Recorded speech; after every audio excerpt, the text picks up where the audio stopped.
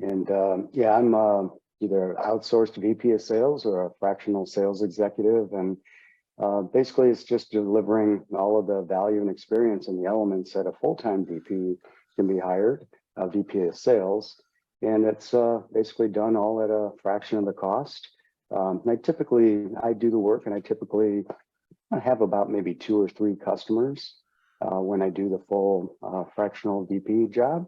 And yes, it's very rewarding, and I like it a lot. And I've been doing this now for about 3 years. I'm affiliated with a group called Sales Acceleration. There's 180 advisors, such as myself, that are all spread out throughout the nation, US and Canada. And I think what really got me on board with them was their business model. Like I said, 180 advisors, all with a minimum of 25 years executive sales experience. And we basically have 6 different engagements that are continuously getting fine-tuned by everybody's best practices. So it's just it's a great business model.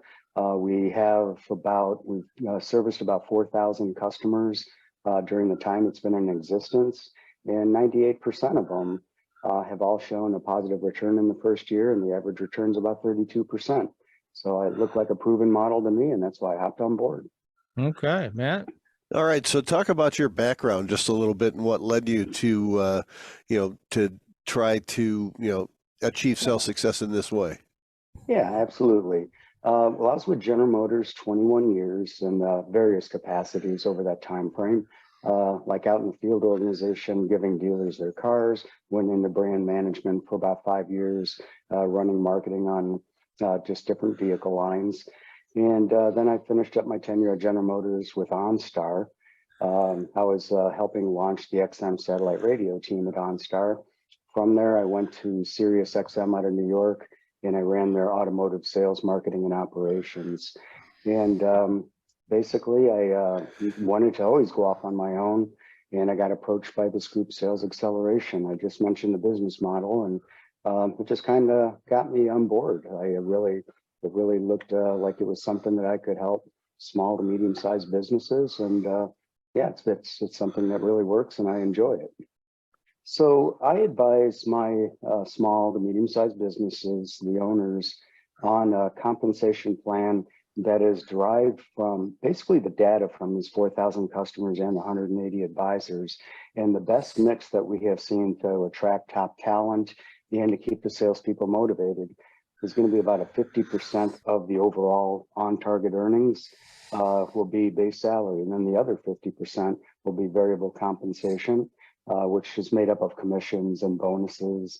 And of all the businesses out there, about 20% utilize this mix, and it is by far, from what we see, the best mix out there to get the results you want. And most companies, like over 50%, or I guess 55% to be exact, are paying either a high all base salary or a very high percentage of base salary. And that really doesn't, a lot of salespeople get complacent, quite honestly, and they really don't feel the urge to try to hit those quotas. So yeah, that's the best mix out there, is about 50-50.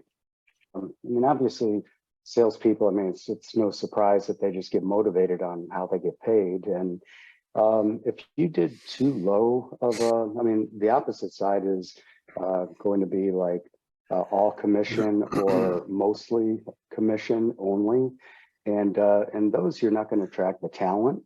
And in a cyclical world that we live in, there's ebbs and flows. And if it's all commission and you just hit a kind of a downward portion of the year, it really makes it difficult to live on that. But then if you have them at that 50-50 mix, they really are in a position to live a good quality of life with, part of the salary coming in, but to be motivated to really go out and, to your point, get that kill. It's something that really works. All right, so talk a little bit about the industries that you're working for as a sort of virtual sales VP or virtual sales manager. Yeah. Is there any particular industry that's better suited to this approach than others? No, not really. As I've said in the past, I I develop sales process. I build sales infrastructure for small businesses, and it's a process. It's just that I do have a lot of tech-related type companies that I have had experience with clients in the past, but it's a process that I'm implementing that can be applied to just about all industries. Um, I believe we've quantified that we've contacted, and this is really chopping industries down into subunits, but about 130 different industries that Sales Acceleration has worked with.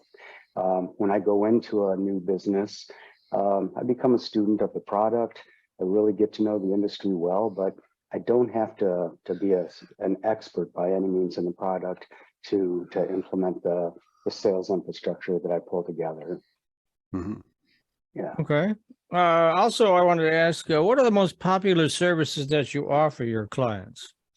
Yeah, I have one that's it's a 3 to 4 month engagement. That's probably the most popular. It's called the Sales Infrastructure Program, and that is where I'll build a customized sales process, 3-year sales projection. I'll do sales quotas for salespeople, compensation plans as we discussed, pipeline management, implement CRM systems, and then I do hire and build sales teams. So that will take, if it's hiring, that'll take about 4 months. And then in a lot of cases, this will turn into a sales management program, which is the other popular one, where I basically take over the sales organization and spend a lot of time trying to hire the right person. And from there, I just bring them up to speed on all the infrastructure I pulled together, make sure they're good to go before I exit the company. Yeah, I was going to ask you what the entry and exit is like. Do you take over existing sales teams, or do you bring in all new ones? And what's your exit like? Yeah, it is. It can be a mix of both. A lot of my businesses, the owner, and this happens a lot, the owner of the business is the highest sales revenue generator. Right. And so I'll help them build a team to, surround the owner with really good quality people. Sometimes I'll take over an existing team, coach them up the best I can. And, but it's a little bit of everything, to be honest with you. I will go in and if I do have to make changes, I'm joined at the hip with the owner, and we make the decision together. But for the most part, it's just about every different scenario. And what I prefer then is to hire a sales leader, like I was mentioning earlier, to just get them up to speed and acclimated. And then the exit is pretty smooth because they know what they're doing. And I do have clients that will call me, have me come in a little bit later for like a fine tuning, if you will. But overall, it's I spend a lot of good quality time and then I leave, and it's usually for the better.